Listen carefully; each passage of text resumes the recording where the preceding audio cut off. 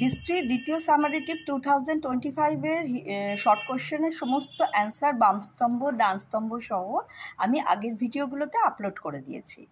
এবার আমার প্রথম কাজ হচ্ছে তোমাদের যে সমস্ত বিভাগ গয়ের শর্ট কোশ্চেনগুলো আছে সেগুলোর অ্যান্সারগুলো আমি করিয়ে দিচ্ছি। প্রত্যেকটা স্কুলের বিভাগ গ করাবো, তারপর বিভাগ ঘ করাবো এবং শেষে বিভাগ ঙ থেকে আমি তোমাদের বলে দেব যে কোন কোশ্চেনগুলো পড়লে তোমরা সেকেন্ড সামারেটিভ পরীক্ষাটা উত্তীর্ণ হতে পারবে, তোমাদের কোনো সমস্যা হবে না।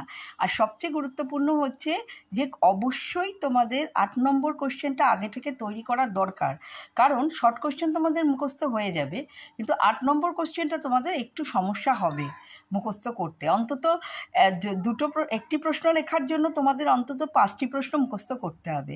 আমি খুব তাড়াতাড়ি সব অ্যান্সারগুলো করিয়ে দিতে চাই যাতে তোমরা সেকেন্ড সামারেটিভ পরীক্ষাটাতে পুরোপুরি নাম্বারটা তুলতে পারো।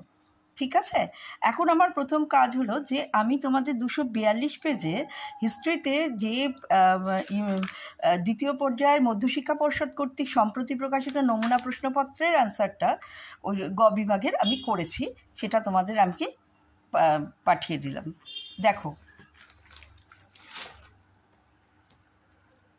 আমার হাতের লেখায় লেখা, তো হাতের লেখাটা একটু খারাপ, আমি পড়ে দিচ্ছি।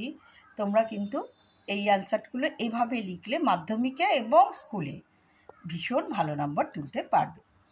ফার্স্ট হচ্ছে গগনেন্দ্রনাথ ঠাকুরের ব্যঙ্গচিত্রগুলোকে কীভাবে ঔপনিবেশিক সমাজের সমালোচনাগুলি ফুটে উঠেছে। গগনেন্দ্রনাথ ঠাকুর হলেন প্রথম পূর্ণাঙ্গ ব্যঙ্গচিত্রশিল্পী, যিনি তার ব্যঙ্গচিত্রের বেশিরভাগই এঁকেছিলেন ঔপনিবেশিক সমাজের নানা চালচিত্র ধরে।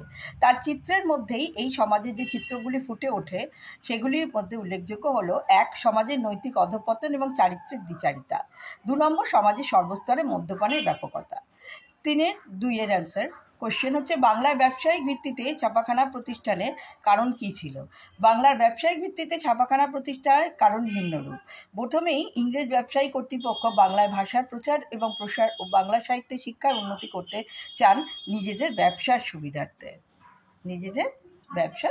সুবিধার্থে।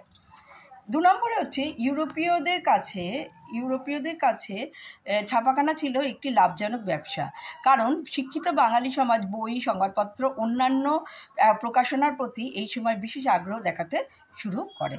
3 নম্বর কোশ্চেন হচ্ছে বাংলায় বিজ্ঞান শিক্ষা প্রসারে বসু বিজ্ঞান মন্দিরের ভূমিকা কী ছিল। ইংল্যান্ডের রয়্যাল সোসাইটির অনুকরণে আচার্য জগদীশচন্দ্র বসু ভারতে বসু বিজ্ঞান মন্দির প্রতিষ্ঠা করেন। এর উদ্দেশ্য হলো বিজ্ঞানের অগ্রগতি ও জ্ঞানের প্রসার ঘটানো, উদ্ভিদের প্রাণের অস্তিত্বের প্রমাণ। তমলুকে ভারত ছাড়ো আন্দোলনের চরিত্র কেমন ছিল। তমলুকে ভারত ছাড়ো আন্দোলনের চরিত্র নিম্নরূপ। 72 বছরের বৃদ্ধা মাতঙ্গিনী হাজরার নেতৃত্বে মেদিনীপুরে হাজার হাজার মানুষ ত্রিবর্ণ পতাকা হাতে আদালত অবরোধ করেন। 2 নম্বরে হচ্ছে অজয় মুখার্জি, সুশীল কুমার ধারা ও সতীশচন্দ্র সামন্ত প্রভৃতির নেতৃবৃন্দের সহযোগিতায় 1942 খ্রিস্টাব্দে 17ই ডিসেম্বর তমলুক মহকুমায় তাম্রলিপ্ত জাতীয় সরকার গঠিত হয়। 5 নম্বর হচ্ছে শ্রমিক শ্রেণীর বড় অংশ আইন অমান্য আন্দোলনের প্রতি বিমুখ ছিলেন কেন। শ্রমিক শ্রেণীর বড় অংশ আইন অমান্য আন্দোলনের প্রতি বিমুখ ছিল, এর কারণ নিম্নরূপ। 1 নম্বর কারণটা হচ্ছে শ্রমিকরা জাতীয়তাবাদী আন্দোলনের সঙ্গে যুক্ত হয়েছিল, কারণ তারা মনে করত যে এতে তাদের অর্থনৈতিক সমস্যার সমাধান হবে। কিন্তু আইন অমান্য আন্দোলন ছিল ব্রিটিশ শাসনের প্রতি রাজনৈতিক প্রতিবাদ, এতে শ্রমিকদের কোনো লাভ ছিল না। জাতীয় কংগ্রেস শিল্পপতিদের প্রতি সদ্ভাব বজায় রাখতে চায়, তাই তারা শ্রমিকদের আন্দোলনে অংশ নেওয়ার বিষয়ে উৎসাহিত ছিল না।